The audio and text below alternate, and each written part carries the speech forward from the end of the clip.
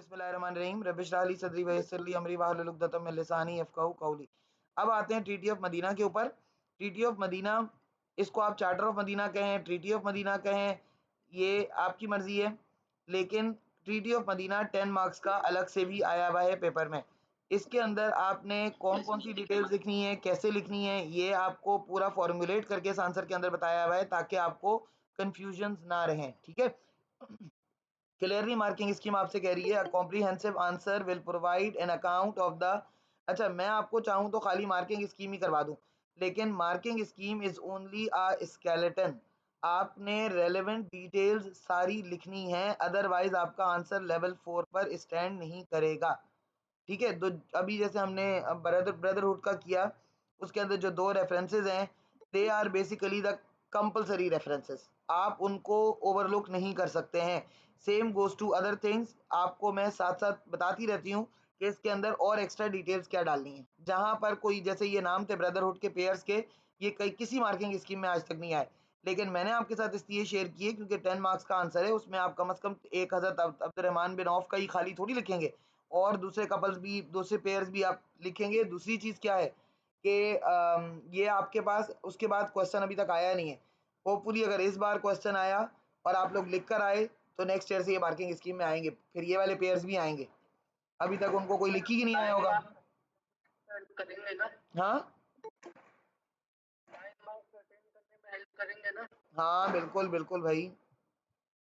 अच्छा, अब देखो, अब आगे आपके पास आता है a comprehensive answer will provide an account of the people living in Medina, the prophet's interactions with them and the treaty they agreed upon.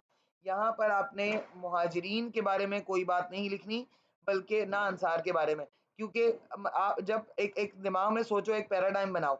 एक आप जैसे मैंने शायद आप लोगों को फ्लो चार्ट के साथ सिखाया था, जब बोर्ड पे बनाकर, जब मैंने क्लास में करवाया था, ये आईफर में भी और ऑनलाइन में भी एक चार्ट मैंने बनाया था ताकि वो आपके मेंटल उसको रीच कर सके, जिसके अंदर मैंने आपको ये बताया था कि मदीना के अंदर औस एंड खजरज, ये दो ट्राइब्स हैं, और वो दोनों वो हैं पॉलीथीस्ट हैं, मुशरिक हैं, ठीक है, आइडल वर्शिपर हैं।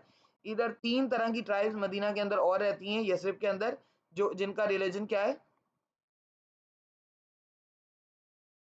क्या है जिनका रिलीजन? आइडल वर्शिपिंग तो औस एंड खजरज का है ना, उनका क्या है जो दूसरी तीन ट्राइब्स हैं? ज्यूज है ना, वो जूडिज्म है उनका रिलीजन। अब आप ये सोचें कि वो जो औस एंड खजरज हैं, दे ऑल एक्सेप्टेड इस्लाम, उन सब ने इस्लाम एक्सेप्ट कर लिया, and they turn into Ansar, वो तो अंसार बन गए। उनकी सेटलमेंट बना ली प्रॉफेट सल्लल्लाहु अलैहि वसल्लम ने मुहाजिरीन के साथ, वो अलग हो गए इस मैटर से। अब जो मदीना के रेजिडेंट्स हैं एक और, जिनका रिलीजन जूडिज्म है, and they are not ready to accept Islam also, ना तो वो इस्लाम एक्सेप्ट करने को तैयार हैं, और ना ही वो प्रॉफेट सल्लल्लाहु अलैहि वसल्लम को अपना लीडर एक्सेप्ट करना चाहते हैं, क्योंकि उनके तीनों ट्राइब्स के अपने अपने लीडर्स हैं, and they never wanted to come under the Islamic empire. Prophet सल्लल्लाहु अलैहि वसल्लम इस्लामिक स्टेट एस्टेब्लिश करना चाह रहे हैं, जबकि Jews, they never wanted Muslims to be on their heads. वो क्यों चाहेंगे आके हमारे सरों में मुसलमान जो हैं वो इस्लामिक स्टेट जो है वो डेवलप करें। इसलिए प्रॉफेट सल्लल्लाहु अलैहि वसल्लम did not want them to feel belittled. एक तो किसी को आपने बिलिटल नहीं करना था कि आप बुरा फील करें, बुरा महसूस करें कि यार हमें तो कोई औकात ही नहीं दी, हमसे तो बात ही नहीं की। मतलब उनको प्रॉफेट सल्लल्लाहु अलैहि वसल्लम ने इंपॉर्टेंस देनी थी कि कहीं ना कहीं ऐसा ना लगे उनको कि Muslims are contemptuous about them. Muslims were never contemptuous about them. इसलिए प्रॉफिट, और दूसरा प्रॉफिट सल्लल्लाहु अलैहि वसल्लम ने एक एग्जांपल भी तो सेट करनी थी, किसकी? इसका जो बी पार्ट आता है, it is always based on the minorities. ठीक है, कि आप आजकल के दौर में करंट सिनेरियो में आपके साथ जो माइनॉरिटीज रहती हैं, how will you treat them? आप उनको कैसे ट्रीट करोगे उन माइनॉरिटीज को?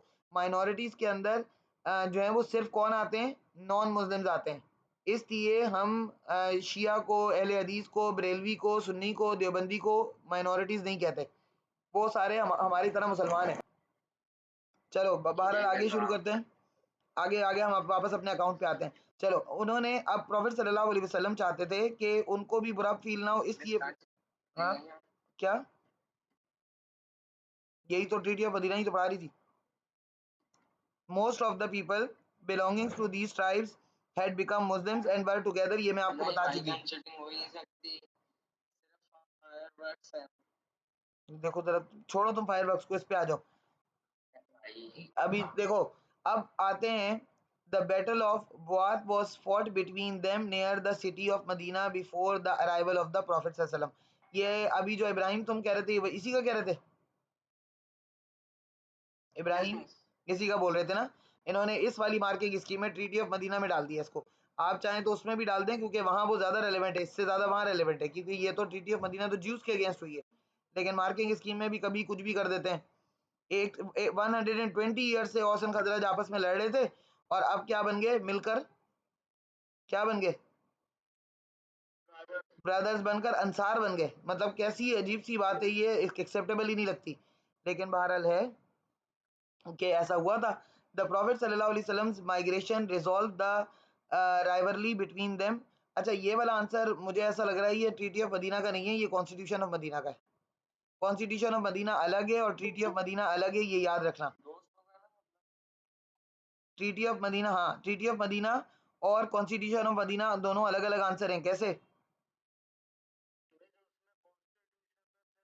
ब्रदरहुड भी आएगा, इसलिए इन्होंने ब्रदरहुड यहाँ पर डाला हुआ है। ये आंसर होगा बेसिकली, ये जो क्वेश्चन आंसर उठाया होगा मैंने, मार्किंग स्कीम उठाई होगी, ये कॉन्स्टिट्यूशन की उठाई होगी। अगर कॉन्स्टिट्यूशन आता है तो आप पूरा अंसार को भी मेंशन करेंगे, इस बैटल ऑफ बुआत को भी मेंशन करेंगे। क्या बेटा? क्या पूछ रहा है? हाँ, रिकॉर्ड कर रही हूँ मैं। ठीक है, तो बहरहाल द प्रॉफिट सल्लल्लाहु अलैहि वसल्लम की माइग्रेशन ने उनकी राइवरली, ये अंसार की बात हो रही है कि उनकी राइवरली सॉर्ट आउट कर दी। देयर वर, अब आती हैं Jewish tribes living in Medina, most prominent of which were Banu Qurayza, Banu Nadir and Banu Qaynuqa. अच्छा, इनको आप ना मेरी अगर सजेशन पे एक्सेप्ट करते हैं, क्योंकि ये तो उस पे, ये तो मार्किंग स्कीम में रैंडम लिखा हुआ है, लेकिन I would highly recommend you कि आप इसको सीक्वेंस के साथ लिखें। पहले बनु कैनुका, फिर बनु नजीर और फिर बनु कुरैजा। क्यों? बारी बारी से, हाँ, मतलब इन तीनों को ट्रीट बारी बारी किया गया प्रॉफिट सल्लल्लाहु अलैहि वसल्लम के टाइम पे ना। मतलब इन बनु कैनुका का सोल्यूशन सबसे पहले निकाला गया, फिर बनु नजीर और फिर बनु कुरैजा।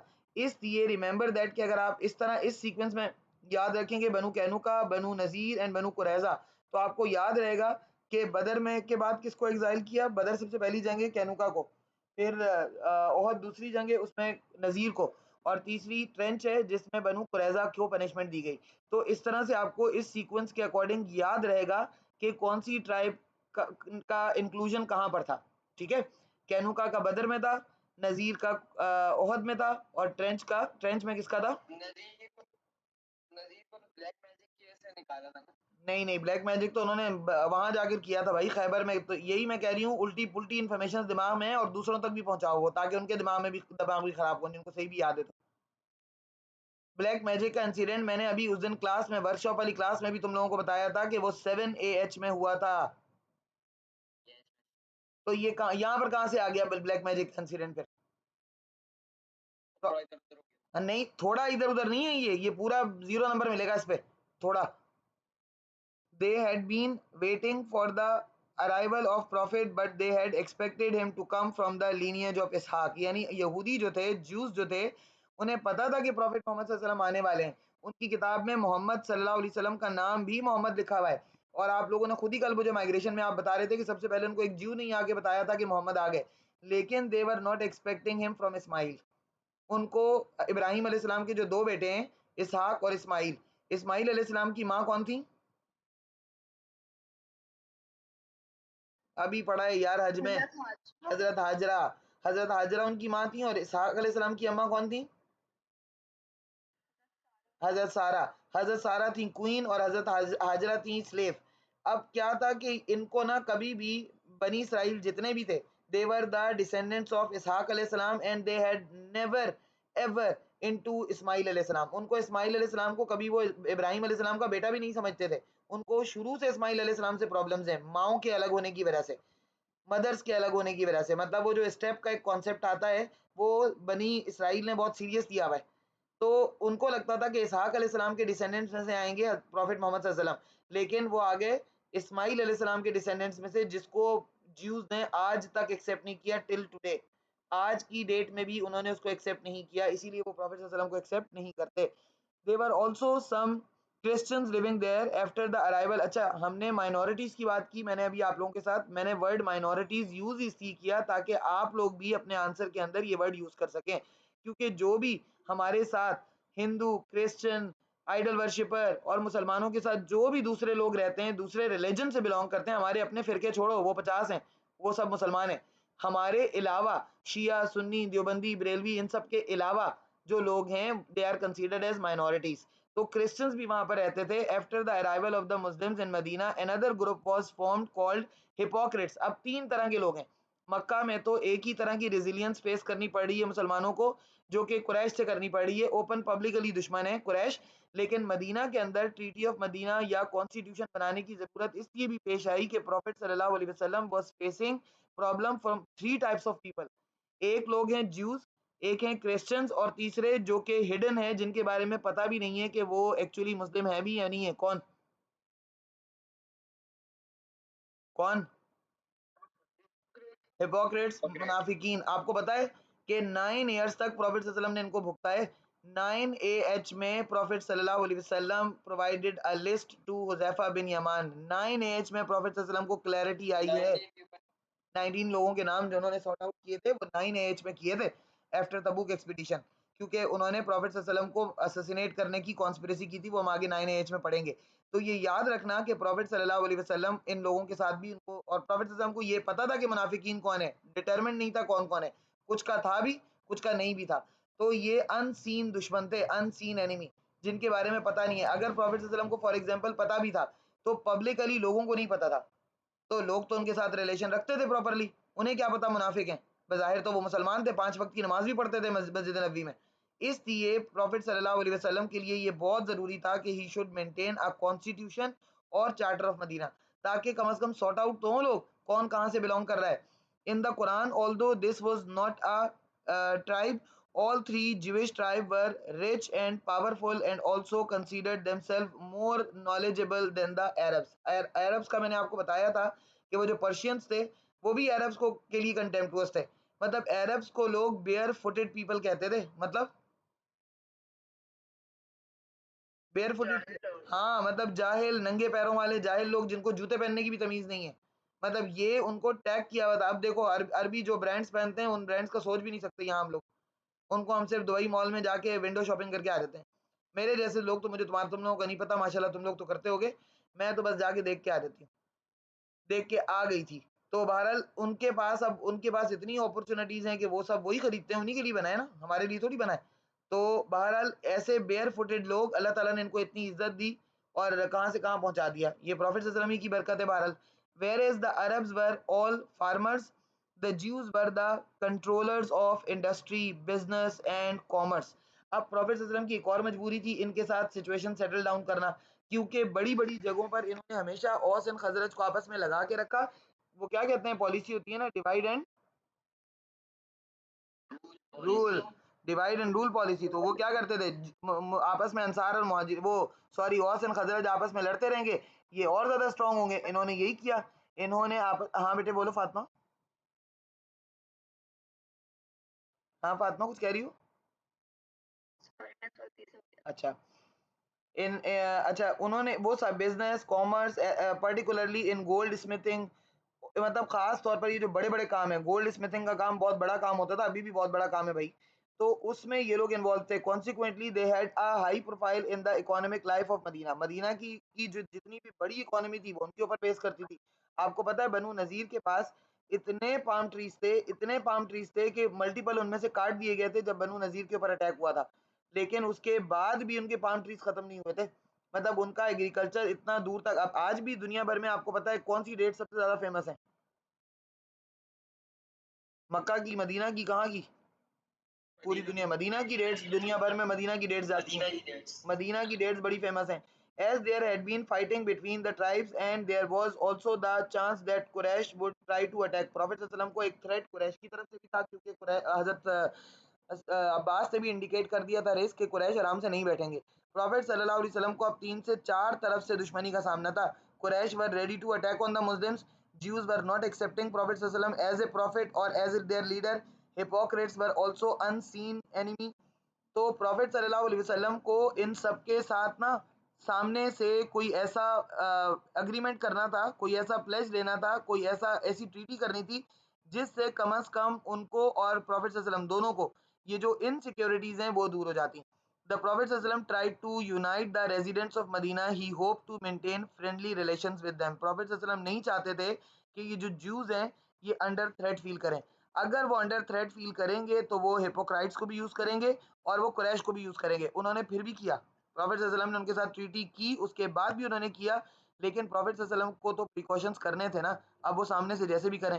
तो प्रॉफिट सल्लल्लाहु अलैहि वसल्लम tried to balance the healthy relationship with them. One way to do this was to create a treaty for the citizens of Medina, including non-Muslims, about their rights and responsibilities as part of the community. Profit सल्लल्लाहु अलैहि वसल्लम ने उनके सामने treaty के अंदर ये सारी चीज़ें मेंशन की ताकि जो वो अंडर थ्रेट फील कर रहे हैं कि मुसलमान जो चाहें हमसे ट्रीट करें, हमें मुसलमान चाहेंगे तो हमें लुक डाउन अपॉन करेंगे या फिर हमारे साथ किसी भी तरह का कोई भी बिहेव कर सकते हैं। प्रॉफिट सल्लल्लाहु अलैहि वसल्लम ने स्ट्रिक्टली ट्रीटी के अंदर ये सब चीज़ें लिख दी कि they would have social, financial and तीसरे कौन से होते हैं, ह्यूमन राइट्स। हर तरह के राइट्स उनको मिलेगा, रिलीजियस फ्रीडम ऑल्सो, कि उनको कोई किसी चीज के लिए मजबूर नहीं करेगा।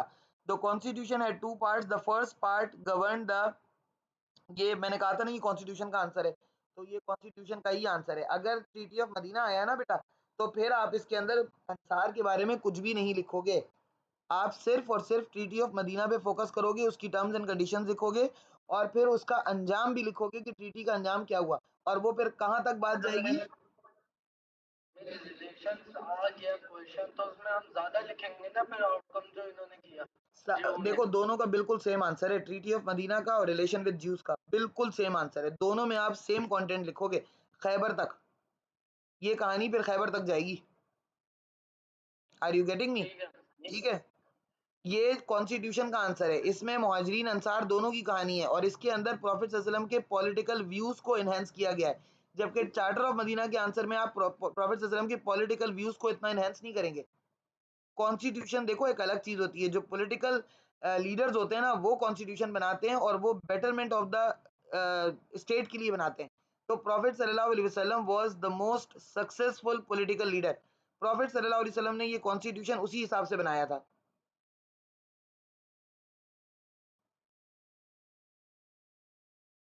Are you getting my point? कोई कुछ कह रहा है मुझे मैसेज में?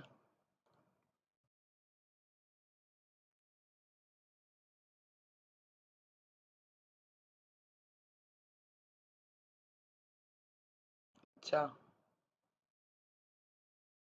मैं चमान मार दूंगी, मैं इतनी फारिग हूँ ना, जो मैं तुम लोगों को अभी पसंद, बस बस थोड़ी देर बाकी है, ये कॉन्स्टिट्यूशन खत्म कर दूं। चार्टर ऑफ मदीना तो साथ साथ आपको समझ में आता जा रहा है ना कि चार्टर ऑफ मदीना में क्या लिखना है और कॉन्स्टिट्यूशन में क्या लिखना है, ये बात समझ में आ रही है ना।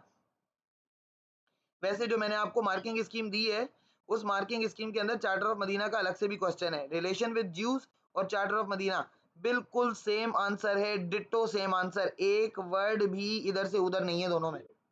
लेकिन कॉन्स्टिट्यूशन के अंदर डिफरेंट चीज आ रही है, कॉन्स्टिट्यूशन के अंदर प्रॉफिट सल्लल्लाहु अलैहि वसल्लम के पॉलिटिकल व्यूज को भी आप इनहेंस कर रहे हैं। बात समझ में आ रही है बेटा? आगे बढ़ूं? हाँ बोलो। रिलेशन वाला बताया उसमें सिर्फ चार्टर ऑफ मदीना का बताना होगा। सिर्फ चार्टर ऑफ मदीना, उसमें कॉन्स्टिट्यूशन नहीं आएगा क्योंकि वो सवाल में पूछी आपसे रिलेशन विद ज्यूज रहे हैं, ज्यूज, तो you will keep your self intact with Jews only, और ज्यूज की सिर्फ यही 3 ट्राइब हैं, बनु कैनुका, बनु नजीर, बनु कुरैजा, बस। ठीक है, और कॉन्स्टिट्यूशन के अंदर मुहाजिरीन, अंसार, हिपोक्रेट्स, कुरैश सब आ गए, क्योंकि प्रॉफिट सल्लल्लाहु अलैहि वसल्लम ने उन सब के लिए जो है वो मेजरमेंट्स की थी। पॉलिटिकल व्यू था ना प्रॉफिट सल्लल्लाहु अलैहि वसल्लम का, अपने पॉलिटिकल व्यू के हिसाब से की थी प्रॉफिट सल्लल्लाहु अलैहि वसल्लम ने। ठीक है, ये हम कॉन्स्टिट्यूशन ज्यादा मुश्किल लगता है लिखना, वो आसान लगता है। ट्रीटी ऑफ मदीना के अंदर तो सिर्फ ज्यूज के साथ ट्रीटमेंट और ज्यूज ने आगे क्या किया बस वही लिखना है, कॉन्स्टिट्यूशन थोड़ा सा ज्यादा मुश्किल है, इसलिए कॉन्स्टिट्यूशन के ऊपर जरा ज्यादा फोकस करके पढ़ना है इसको। फिर उसके बाद बहरहाल वेयर इज, अच्छा वो ये भी समझते थे ज्यूज के, क्योंकि उनके पास बहुत सारी किताबें आई हैं, they were the people that to whom Allah sent the most like the big amount of the books। 1,24,000 नबी जो आए उनमें से लाख तो उन्हीं के पास आए, इसलिए they were like very much confident about it कि हमसे ज्यादा नॉलेज भी किसी के पास नहीं है। लेकिन बहरहाल गलत फहमी थी उनकी। Where is the Arabs were all farmers, the Jews were the, ये तो हमने पढ़ लिया था, कॉन्सिक्वेंटली यहाँ तक हो गए थे, attack the Muslims in Medina, the prophet tried to unite the residents, ये भी कर लिया था। वन वे वाज, कहाँ तक हो गया था, हाँ, the constitution had two parts, the first part govern the relation between the believers, migrants and helpers. यानी मैंने आपको उस दिन, कोई आप लोगों में से कोई मुझे कह रहा था कि किसी ने पेपर में कॉन्स्टिट्यूशन के अंदर दोनों चीजें लिखी थी और मिस फातिमा ने उसको काट दिया था और कहा था कि इररेलेवेंट है। किसी बच्ची ने मुझे ये कहा था ऑनलाइन में, आप लोगों को याद होगा बेटा, जिसने मुझे कहा था कि मिस मैंने ये लिखा था और उन्होंने काट दिया था। मैंने आपको कहा था कि बेटा मार्किंग स्कीम दोनों चीजों को लिख रही है, ब्रदरहुड और चार्टर ऑफ मदीना दोनों कॉन्स्टिट्यूशन का पार्ट है। लेकिन किसी बच्ची ने मुझे कहा कि मिस मैंने आंसर लिखा था जिसपे काट दिया गया।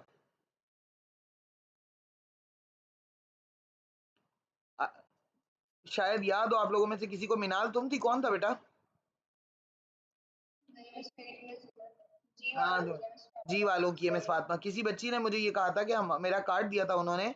तो बेटा अगर उन्होंने बेशक काटा हो, लेकिन आप खुद देख रहे हैं कि मार्किंग स्कीम दे रही है या नहीं दे रही है टू पार्ट्स कॉन्स्टिट्यूशन के। तो फिर उन्होंने क्यों काटा?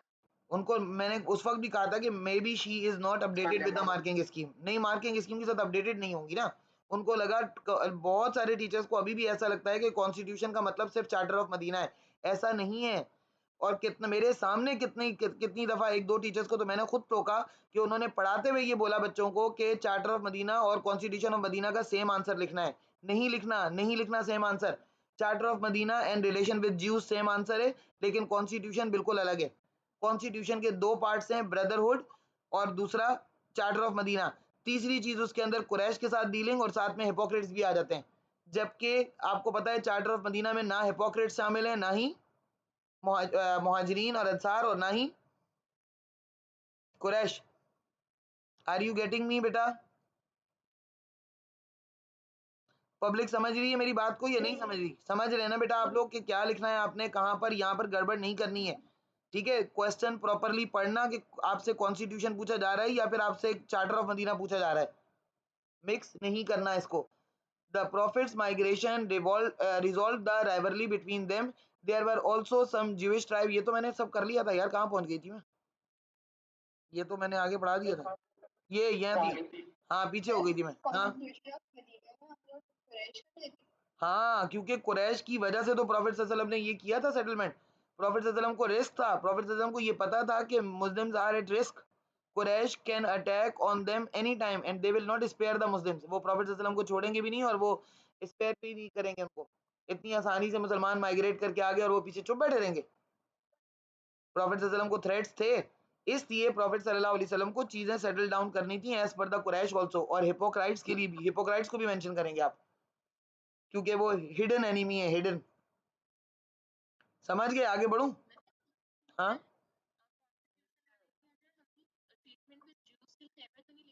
नहीं नहीं नहीं नहीं, बिल्कुल गुड गुड, ये बात बड़ी अच्छी की इसने, आमना ने की। आमना आरिफ है ना, कौन है?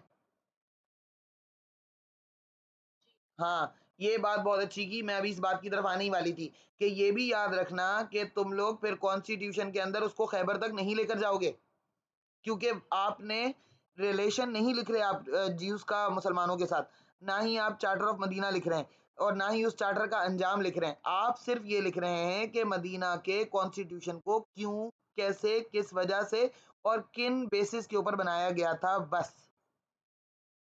आपने फिर इस कहानी को खैबर तक नहीं लेकर जाना। Is that clear? ये आमना ने भी बड़ा वैलिड क्वेश्चन पूछा, इसको सब याद रखना। चार्टर ऑफ मदीना को आप लेकर जाएंगे कहां तक?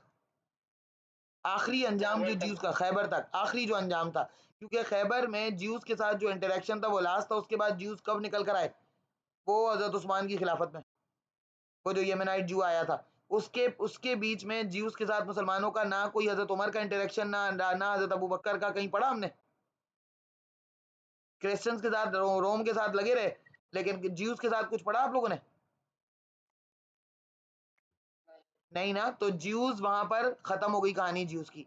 ज्यूज खैबर में जाकर एंडेड अप हो गए थे। तो चार्टर ऑफ मदीना को लेकर जाएंगे ज्यूज तक, खैबर तक, और उनको लेकर जाएंगे कॉन्स्टिट्यूशन ऑफ मदीना को यहीं पर खत्म कर देंगे जहां पर ये खत्म हो रहा है। ठीक है? अच्छा, हाँ कॉन्स्टिट्यूशन का। हाँ बताओ। मिस मैं आपको बताना चाहता हूँ मिस अगर आप थ्रू दी ईयर देख सकें कि after the foundation of Islam miss हमारे Jews तो इतना तंग करते थे मुसलमानों को और स्पेशली प्रॉफेट सल्लल्लाहु अलैहि वसल्लम के साथ ब्लैक मैजिक करते थे। फिर तुम देखो वो इरेलीवेंट चीज देकर आए हो बीच में, क्योंकि ब्लैक नहीं मिस मैं मैजिक मैं सेवन बता रहा हूँ एज में कि हुआ था बेटे।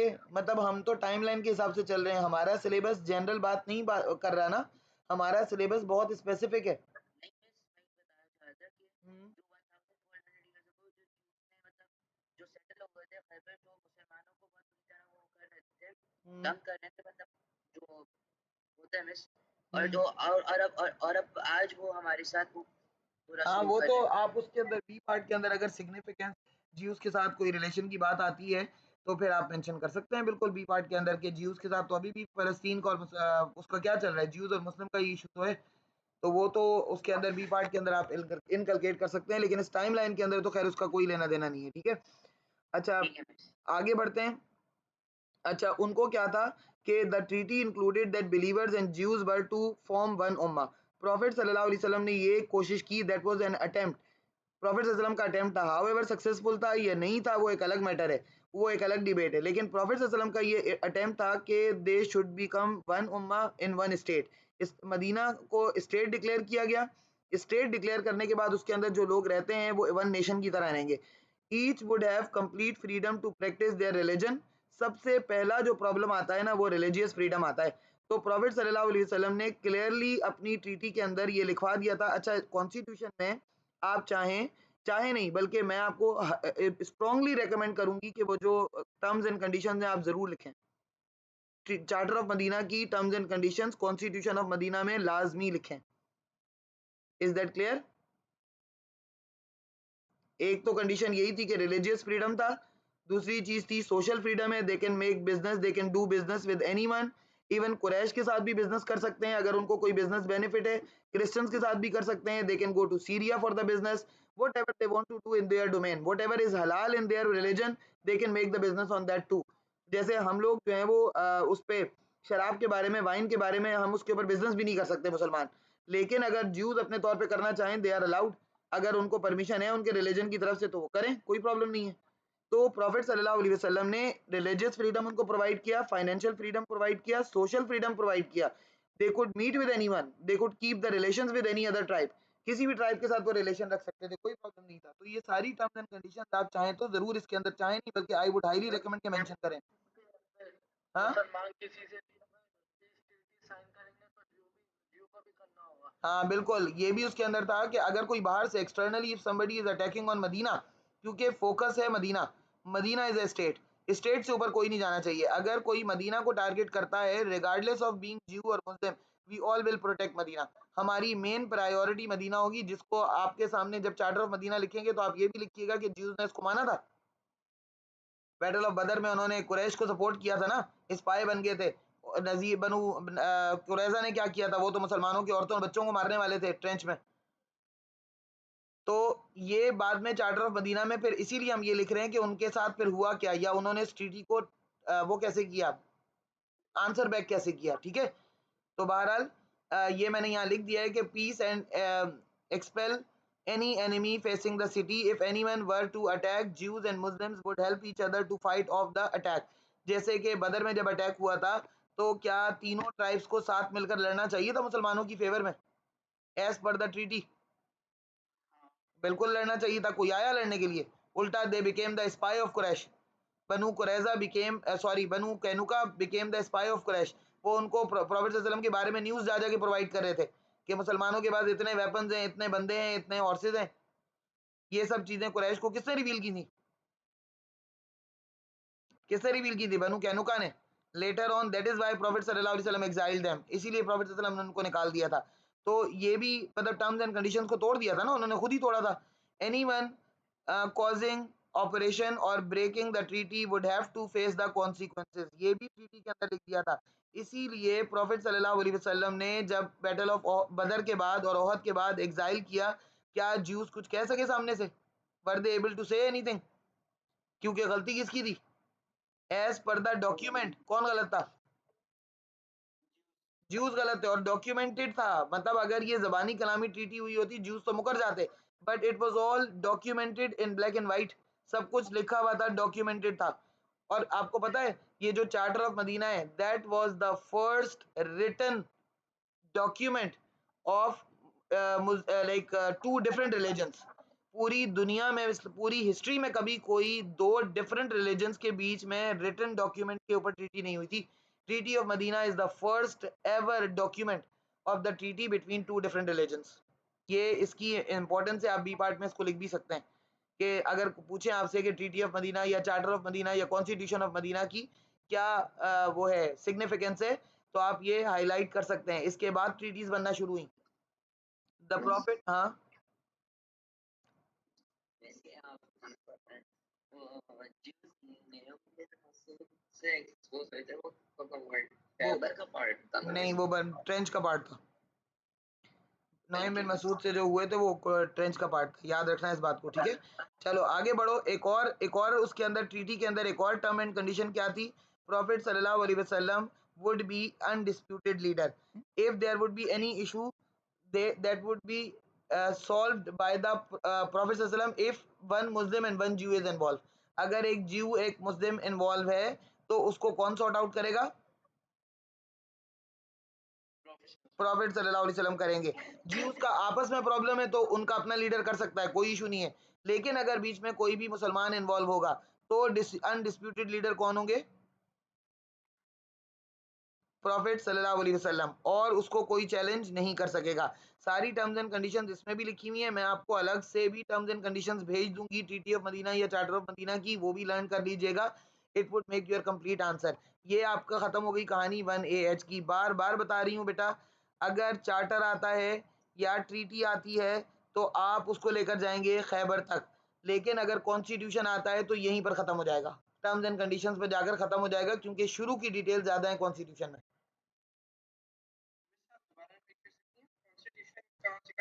कॉन्स्टिट्यूशन अगर आता है तो कॉन्स्टिट्यूशन ब्रदर मुहाजिरीन और अंसार की डेफिनेशन से स्टार्ट होगा। कॉन्स्टिट्यूशन आ रहा है, मुहाजिरीन और अंसार की डेफिनेशन से स्टार्ट होगा, फिर पैराडाइम शिफ्ट करके यसरिब आएंगे। यसरिब में 3 ज्यूइश ट्राइब्स को एड्रेस करेंगे, उनके नाम लिखेंगे। फिर उसके बाद हिपोक्राइट्स को हाईलाइट करेंगे, उनकी स्पेसिफिकेशन लिखेंगे वो कौन थे। फिर उसके साथ कुरैश के थ्रेट्स लिखेंगे कि कुरैश की वजह से क्यों मुस्लिम रिस्क पर थे और क्यों प्रॉफिट सल्लल्लाहु अलैहि वसल्लम को कॉन्स्टिट्यूशन बनाने की जरूरत पड़ रही थी। अंडर थ्रेट थे ना मुस्लिम्स, और क्रिश्चियंस भी रहते थे, उनको भी एज ए माइनॉरिटी डील करना था। इन सब की स्पेसिफिकेशंस लिखने के बाद आप लिखेंगे जो अंसार थे और मुहाजिरीन थे उनको कैसे प्रॉफिट सल्लल्लाहु अलैहि वसल्लम ने किस बॉन्ड में बांधा, उनके साथ क्या किया, क्या उसकी स्पेसिफिकेशन है ब्रदरहुड की। और जो दूसरी 3 ज्यूइश ट्राइब्स रह गई जो कि मेजॉरिटी में थी, उनको प्रॉफिट सल्लल्लाहु अलैहि वसल्लम ने कैसे ट्रीट किया, पूरा फिर आप सारा पूरा लिखेंगे, जो जो टर्म्स एंड कंडीशंस थी ट्रीटी ऑफ मदीना की या चार्टर ऑफ मदीना। नहीं लिखना ना बेटे, अरे लड़के नहीं लिखना ना, इस हाल से कॉन्स्टिट्यूशन में नहीं लिखना ना बोला। इसमें आपने, मैंने आपको कहा ना सिर्फ ब्रदरहुड लिखना है और साथ में आपने ये लिखना है कि चार्टर ऑफ मदीना की टर्म्स एंड कंडीशंस क्या थी, वो लोग कौन थे और क्यों प्रॉफिट सल्लल्लाहु अलैहि वसल्लम को बनाना पड़ा कॉन्स्टिट्यूशन, बस ये सारी बातें।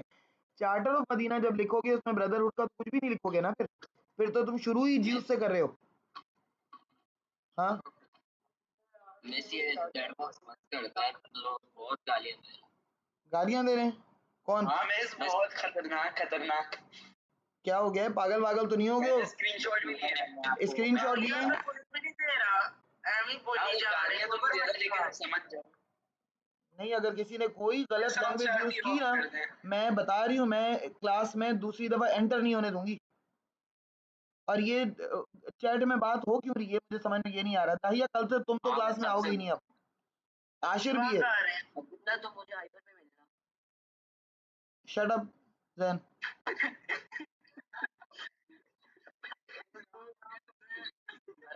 तो सारे ऐसे दिखा रहे हैं जैसे बहुत चौड़े हाँ पता नहीं कौन, जैसे अभी एक एक चमान सबको पड़ेगा ना, दिमाग दुरुस्त हो जाएंगे।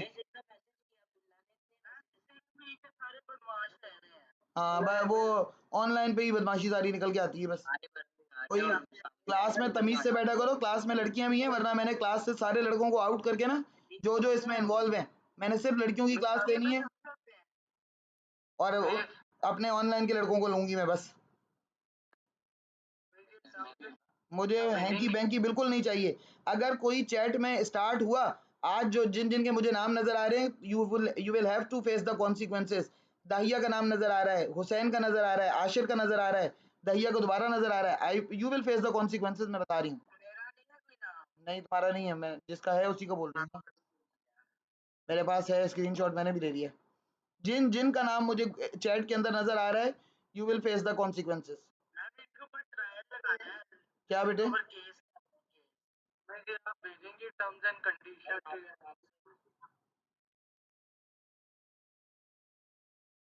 क्या क्या बेटा, क्या पूछ रही हो मिनाल?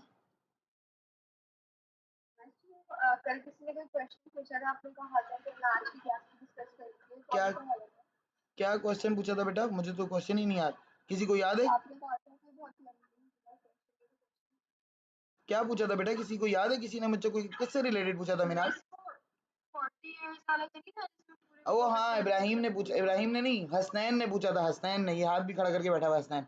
हसनैन ने पूछा था कि पूरा वो लंबा क्वेश्चन है कि प्रॉफिट सल्लल्लाहु अलैहि वसल्लम की बर्थ से लेकर माइग्रेशन टू मदीना तक के इवेंट्स। ये एक 10 मार्क में आया हुआ है, कुछ भी करते हैं, मतलब कुछ भी।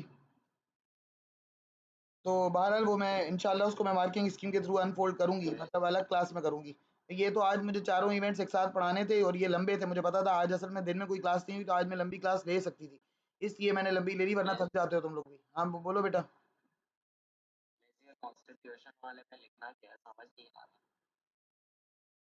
ये एक अजीब सी बात, बाकी सबको समझ में आ गया? अहमद के साथ तो अलग बाय डिफॉल्ट मसला है, बाकी सबको समझ में आ गया या किसी को समझ में नहीं आया? ज्यादातर आ गया ना कि कॉन्स्टिट्यूशन में। जैसे आपने हिपोक्रेट्स का लिखना है, अंसार की डेफिनेशन वो सब देनी है, और हाँ, ट्राइब्स का लिखना है, उसके आगे क्या लिखना है? उसके अलावा कॉन्स्टिट्यूशन की ब्रदरहुड बनाया कैसे था उसकी डिटेल लिखनी है, और फिर कॉन्स्टिट्यूशन के अंदर चार्टर ऑफ मदीना के अंदर क्या टर्म्स एंड कंडीशंस थी वो लिखना है बस। शेयर तो करेंगे ना वहाँ पे वर्कशॉप क्या? वाली फाइल। हाँ हाँ, ये तो शेयर कर दी मैंने ऑलरेडी, दोबारा कर दूंगी। हसनैन क्या कह रहे हो बेटा?